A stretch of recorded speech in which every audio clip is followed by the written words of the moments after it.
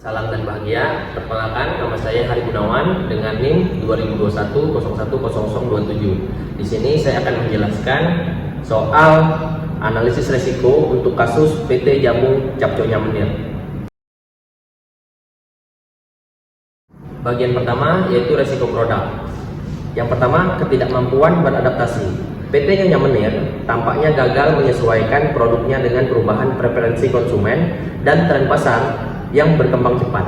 Hal ini dapat dibenahi dengan melakukan riset pasar secara rutin dan implementasi sistem inovasi produk yang responsif. Yang kedua, inovasi produk yang lambat. Perusahaan mungkin tidak melakukan inovasi produk yang cukup untuk mempertahankan daya saing di pasar jamu yang semakin modern. Menginvestasikan dalam R&D, kolaborasi dengan lembaga penelitian, dan dorong budaya inovasi dalam perusahaan dapat menjadi solusi dari langkah inovasi produk.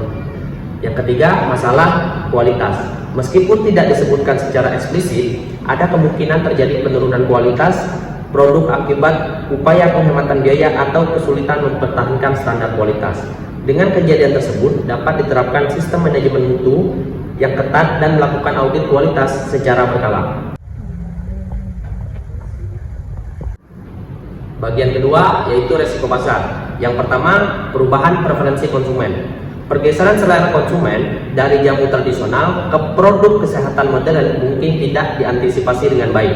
Melakukan survei pelanggan secara rutin dan menyesuaikan strategi pemasaran dengan tren terkini dapat menjadi langkah yang tepat. Yang kedua, persaingan yang meningkat. Masuknya pesaing baru dengan strategi pemasaran yang lebih agresif dan produk yang lebih inovatif dapat menggerus pangsa pasar PT Nyonya Menir. Dengan begitu, diferensiasi produk, perkuat branding, dan tingkatkan layanan pelanggan menjadi hal yang sangat penting. Yang ketiga, ketidakmampuan mempertahankan pasar internasional. Meskipun sebelumnya berhasil memasuki pasar internasional, perusahaan mungkin kesulitan mempertahankan posisinya di tengah persaingan global. Cukup sulit memang, tetapi dengan membentuk kemitraan lokal, menyesuaikan produk dengan pasar setempat, dan tingkatkan pemahaman budaya bisnis internasional merupakan hal yang dapat membantu mempertahankan posisi perusahaan. Bagian ketiga ada risiko operasional. Yang pertama, terjadi konflik internal keluarga.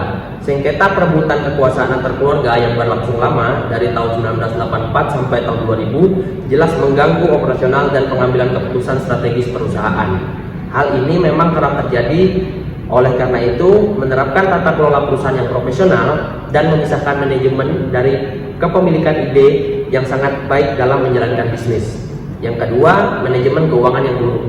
Beratnya beban utang mengindikasikan adanya masalah dalam pengelolaan keuangan dan arus kas perusahaan. Menerapkan sistem pengendalian keuangan yang ketat dan rekrut profesional keuangan yang kompeten. Yang ketiga, ketidakefisiensi operasional. Kemungkinan ada inefisiensi dalam proses produksi, distribusi, atau manajemen sumber daya yang menyebabkan tingginya biaya operasional. Lakukan audit operasional secara berkala dan terapkan lean management untuk meningkatkan efisiensi perusahaan. Yang keempat, masalah ketenagakerjaan. Sejarah pemogokan buruh dan demonstrasi menunjukkan adanya masalah dalam manajemen sumber daya manusia dan hubungan industrial. Meningkatkan komunitas dengan karyawan, memperbaiki sistem kompensasi, dan menerapkan sistem SDM yang lebih baik mungkin dapat membantu operasional perusahaan. Yang kelima, ketidakmampuan beradaptasi dengan perubahan. Seperti yang disebutkan oleh ekonom Didik Jirahbini, perusahaan gagal menyesuaikan diri dengan perubahan yang sangat cepat dalam lingkungan bisnis. Menerapkan manajemen perubahan yang efektif dan latihan karyawan untuk dapat bergerak lebih adaptif. Yang keenam, kurangnya transparansi dan tata kelola perusahaan yang baik. Konflik internal dan masalah utang yang berlarut-larut menunjukkan adanya kelemahan dalam tata kelola perusahaan. Menerapkan prinsip-prinsip good corporate governance dan tingkatkan transparansi dalam pelaporan. Kita masuk kepada bagian kesimpulan. Kasus PT Jamu Cap Nyonya Menir menggambarkan bagaimana kombinasi dari resiko produk, pasar, dan terutama resiko operasional dapat mengakibatkan kebangkrutan sebuah perusahaan yang sudah mapan. Kegagalan dalam mengelola resiko-resiko ini, terutama dalam hal adaptasi terhadap perubahan pasar dan penyelesaian konflik internal, menjadi pelajaran penting bagi perusahaan-perusahaan lain. khususnya perusahaan keluarga dalam pengelolaan keberlanjutan bisnis jangka panjang. Sekian presentasi dari saya. Apabila ada salah kata saya mohon maaf. Saya tutup. Salam dan bahagia.